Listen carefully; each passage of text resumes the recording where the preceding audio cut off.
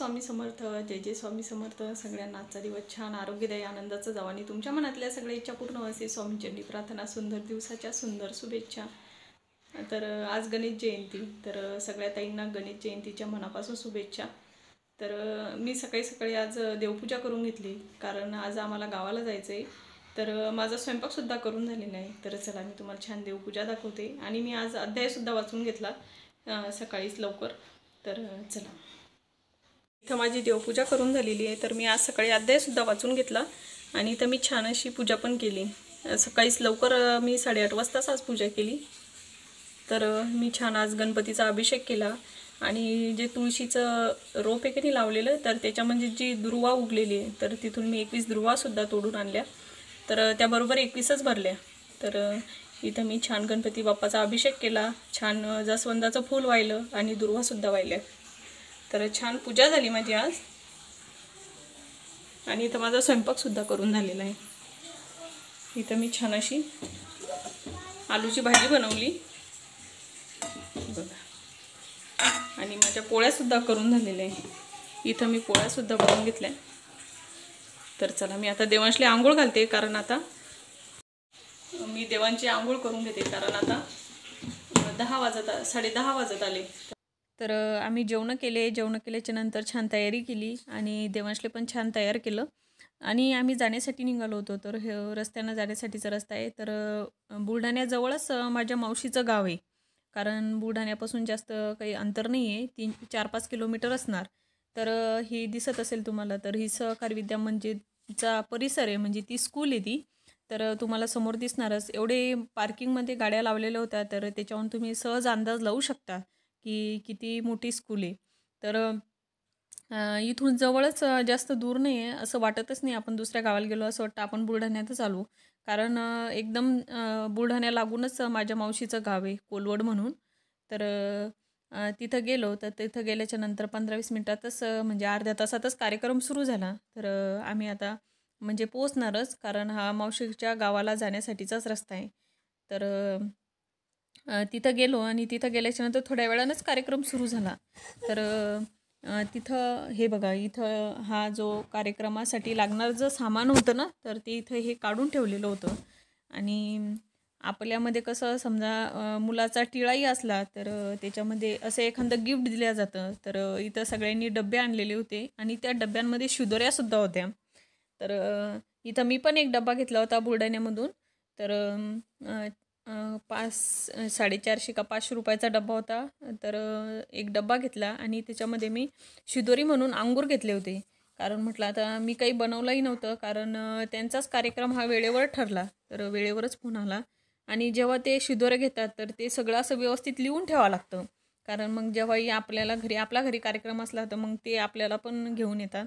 तर इथं सगळे नातेगोते आलेले होते, सगळे एकमेकांशी बोलत होते, कारण अशा कार्यक्रमात सगळे एकमेकांना भेटतात.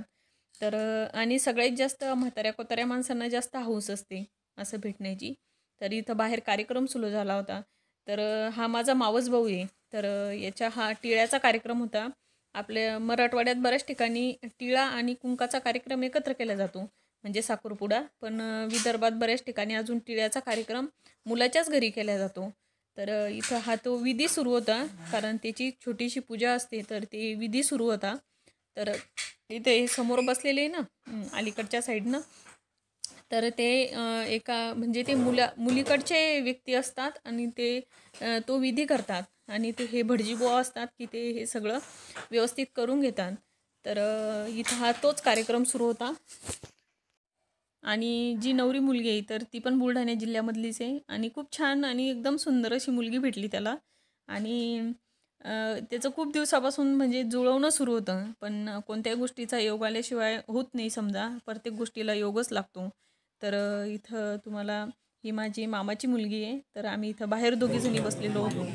तर इथं हा विधी होत आला होता. तर नवऱ्या मुलीकडचे जे व्यक्ती असतात ना, तर ते नवरदेव मुलाला कपडे म्हणजे भेटवस्तू देतात. तर त्याला त्यांनी छान असा एक ड्रेस आणलेला होता. ड्रेस म्हणजे आता ऑलरेडी काय करतात, मुलाला सांगून देतात की तुम्हाला जेवढ्याचा पाहिजे असेल तेवढ्याचा तुम्ही ड्रेस घेऊन घ्या. तर इथं त्यालाही तसंच केलं असेल, त्यानं त्याच्या पसंतीचा ड्रेस घेतला असेल. तर तो ड्रेस बदलून आला. हिच्यात दिसला असेल तुम्हाला. तर त्यांना छान असा हा एक दुसरा ड्रेस घातला. तर तिची हाईट कशी थोडीशी जास्त आहे. त्याला म्हणजे अशी ठेंगणी मुलगी पसंत पडत होत्या, पण मग ठेंगणी असले की मग ते त्यांचा जोडा व्यवस्थित बनत नव्हता. तर मग बऱ्याचशा मुली त्याच्यामुळं म्हणजे हे झाल्या. नाहीतर आता पण छान उंच म्हणजे त्याला जशी पाहिजे होती तशी मुलगी भेटली. तर नवऱ्या मुलीकडल्या व्यक्तीनं छान त्याला एक अंगठी घातली आणि त्याची पण छान पूजा केली. आणि आपल्या इथं कसं सगळा कार्यक्रम झाल्याच्यानंतर ओवाळण्या टाकतात. तर इथं हा ओवाळण्या टाकण्याचा कार्यक्रम सुरू होता.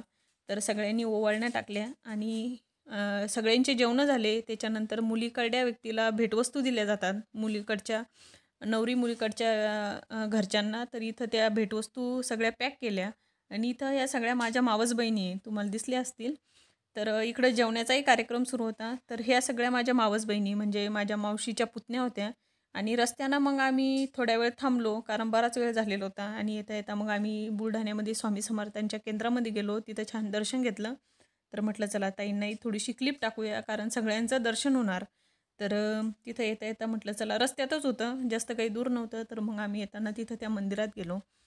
तर चला ताईंनो, आता आम्ही घरी जाण्यासाठी निघालो. तर व्हिडिओ कसा वाटला मला नक्की सांगा.